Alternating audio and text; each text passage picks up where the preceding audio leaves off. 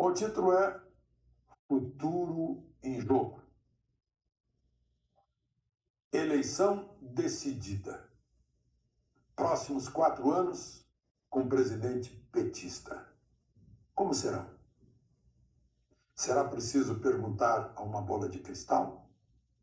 Ou apenas projetar nestes próximos 4 os 14 já passados e conhecidos?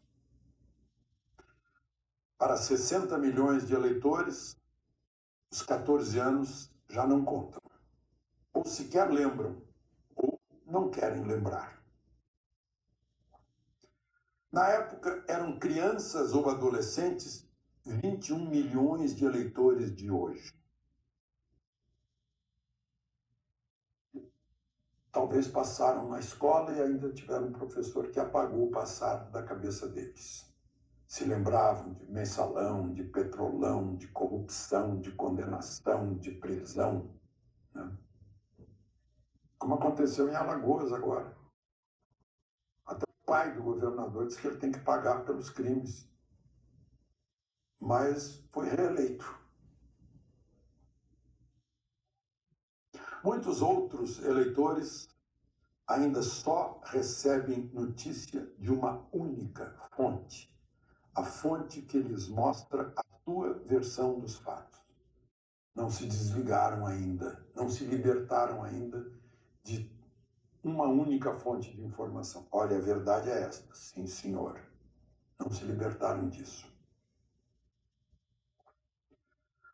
Assim, decidimos os próximos 4 anos. Aparentemente, não serão fáceis para o presidente eleito. A Câmara dos Deputados está com 73% de centro-direita e o Senado com 67%.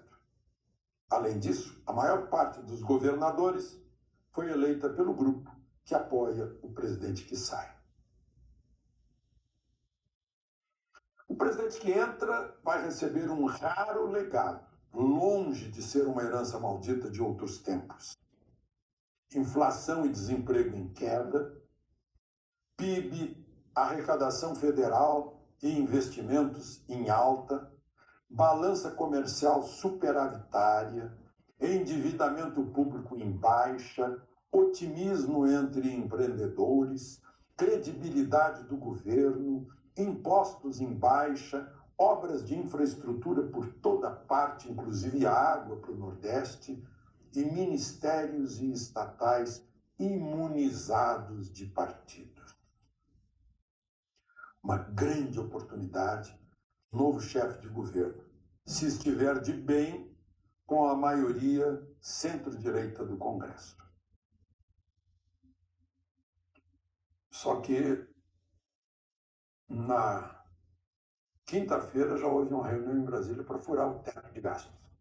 Já estão querendo convencer o parlamento de que é preciso furar o teto de gastos para despesas inadiáveis. É só deixar as inadiáveis para o fim, vamos ter que furar o teto de gastos, que foi a grande conquista de equilíbrio de contas públicas, para segurar a gastança, que aconteceu naqueles 14 anos. Criando cargo, criando ministério, aumentando folha de pagamento, botando mais gente para fazer a mesma coisa. Bom. O Senado ainda precisa empurrar o Supremo de volta ao 2º artigo da Constituição para que o tribunal deixe de ser também legislador e constituinte. Porque não vai adiantar simplesmente tirar ministro por impeachment, a menos que o novo presidente indique realmente juízes de carreira e não advogados de causas. A judicialização da política, lamentada no discurso de posse de Fux, mostra que o tribunal ficou entre 2 fogos, por não se manter muito acima da fogueira das vaidades. Primeiro, foi acusado de contribuir para tirar o PT do poder. E hoje é acusado de contribuir para tirar Bolsonaro do poder. Ativismo não é próprio de juízes. Juízes são isentos por natureza. Já a natureza de advogados é defender causas. Fazer o Supremo abandonar o ativismo é um desafio para os poderes com o mandato popular. Talvez não a curto prazo, mas a longo prazo resolver isso. Consagrando juiz de carreira. Os melhores se tornam desembargadores. Os melhores desembargadores se tornam integrantes de Tribunal Superior. E os melhores do Tribunal Superior de Justiça, os melhores entre os 33, são escolhidos para o Supremo. Faz mais sentido com o que a gente está vendo agora. Não há como tirar o ativismo de outra forma. É uma questão de natureza. Natureza das fundações. Advogado tem uma natureza, o juiz tem outra.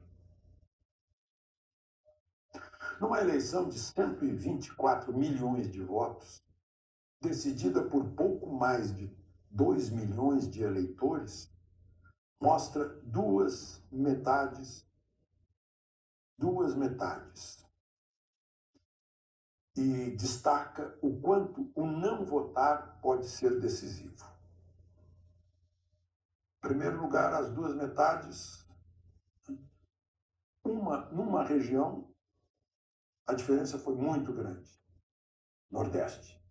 E nas outras regiões, vitória de Bolsonaro com diferença pequena. Assim estão divididas as duas metades. A maior parte de uma metade está no Nordeste. 32 milhões de brasileiros deixaram que os outros decidissem.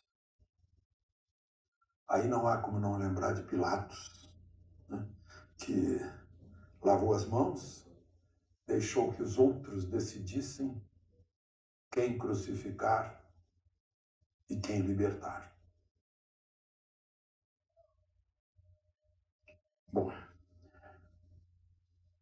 o eleito leu um belo discurso após o resultado. Bonitas palavras, como discursos do século passado.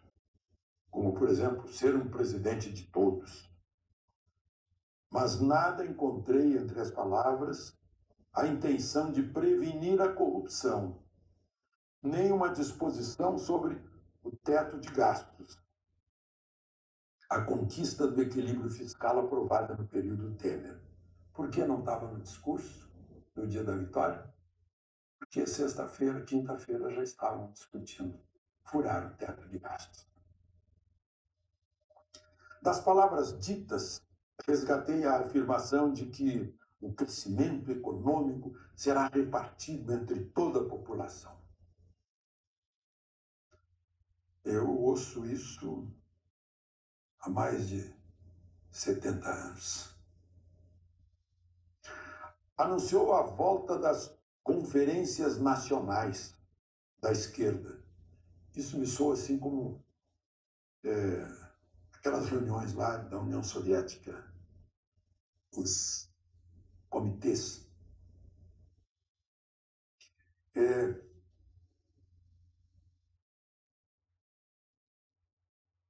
É preciso, olha só, anunciou que vai refazer tudo.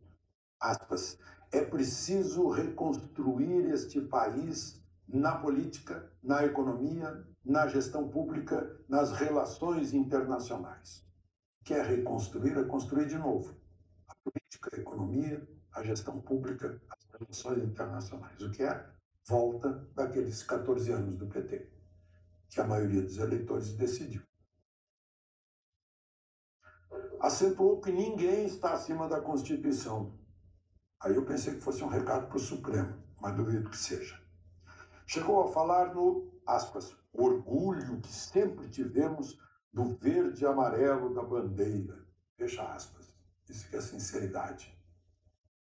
Mas uma parte sincera do discurso foi a afirmação de que a eleição colocou frente a frente dois projetos opostos de país. Aí é verdade. Agora um projeto vai se opor ao outro. No meio disso, o Congresso.